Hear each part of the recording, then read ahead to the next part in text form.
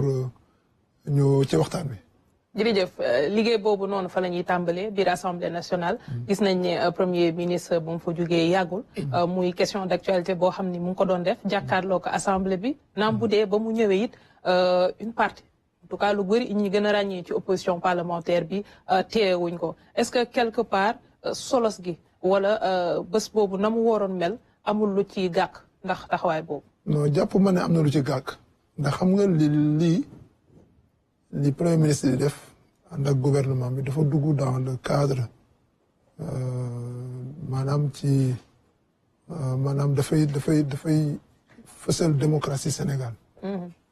ndax dialogue la entre le pouvoir exécutif et le pouvoir législatif et te loolu règlement intérieur assemblée nationale moo ko programme moo ko prévoir. oui. xëy na li jiitu sunu nguur gi doon ñu ko def wala suñ koy def par benn lañ ko def mais le fait que premier ministre jàpp ne lii comme que loi bi doo ko prévoir. mu koy def ñun jàpp nañu loolu lu am solo la. maintenant ñi nga xam ne nanguwuñoo teew. waaw man jàpp naa ne loolu waru leen ndax.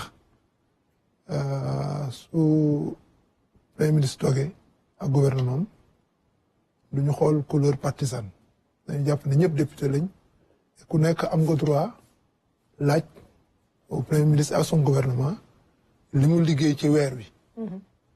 maintenant léeg-léeg moo am ay ñagas-ñagas ci kàddu yi mais man jàpp naa ne loolu yàqu ci dara au contraire xorom la ci. ci nan la nekkee xorom. parce que de toute façon. maanaam débat seen biir. non mu am benn wala ñaar rek yoo xam ne mën nañ indi des questions qui fâchent. du ñun ñëpp parce que am na ci ñoo xam ne ñu ngi parmi les non inscrits. ñu nga fa woon. am na ñoo xam ne dañoo bañ. contacté woon nañ leen pour ñu bokk ci boycott bi ñu bañ. donc mën naa wax ne député takku wàllu ñoom mooy boycotté mais loolu yàqul dara ci débat bi. te li may ciy teg mooy que. ñoom li ñuy bañ ñoom ñoo koy provoqué parce que man lépp sama kanam la parce que dañu ñëw def des attaques personnelles au premier ministre moom aussi dafa mel ni man ku ma wokk ma xuri la donc comme dañ ko wokk ci biir ay naataangoom c'est normal aussi moom mu réagir bon peut-être que réaction bi xëy na mën nañ ko xaw a gën a kii mais man j'estime que à l'origine ñoom la. parce que suñu yemoon ci poser des questions d'actualité sur le plan purement technique même dana leen tontu te du am benn kii mais quand à la place c'est des attaques personnelles eh bien forcément dina am ay réaction. premier ministre dellu assemblée bu fa fekkoon opposition boobu loolu war na ko mën a xaar mooy ne mu am ay yenn ñagas-ñagas parce que li fi jot a jaar ci fi nga xamante ne jamono ji ngeen di nekk opposition balaa ngeen yegg si coow loolu mu ngi fi te ñoom dañuy wax ne bu ñu dellu see biir assemblée it nañu waree am latitude pour wax ni ñu bëggee duñ ko mën a am ndax premier ministre dafa nar a nekk te dañ ko nar a bàyyi rek mu dérouler. ah non demewul noonu demewul noonu en tout cas man témoin laa ci scène bi ñoom dañuy am droit jël parole. ñaari question am droit non parce que xam nga ku nekk député bu nekk ñun dañuy bañ ba ñun dañuy sélectionner ñun on est 130. mais 10 députés la ñuy bàyyi ñuy poser des questions dañuy sélectionner ñi war a poser des questions.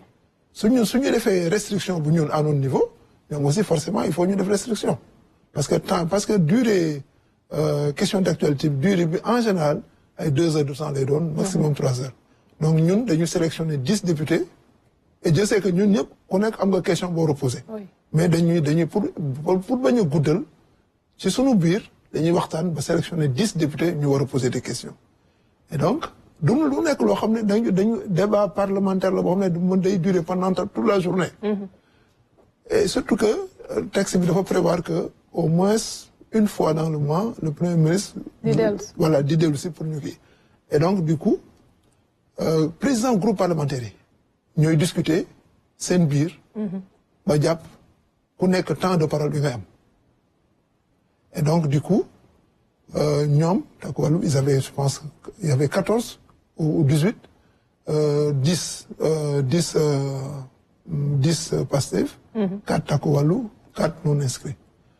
Et donc ñi nga xam ne bokkuñ ci Pastef jox nañ leen la possibilité ñu poser toutes les questions d'actualité qu'ils veulent.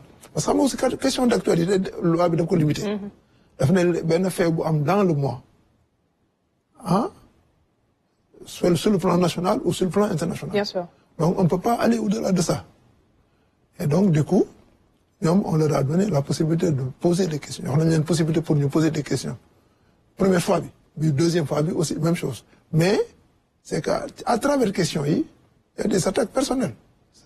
Et donc, du coup, au départ, nous avons faussé le débat. Parce que sur le plan technique, poser des questions techniques, il n'y aurait pas de problème. D'ailleurs, on a un bon exemple. Cheikh Tidiane Youm, il est non inscrit. Mais il faut poser une question technique. Tu vois le pêche. Une question technique, nous tentons tranquillement, amul khula amul dara. Mais si on dit le cas de Pape Djibril Fall,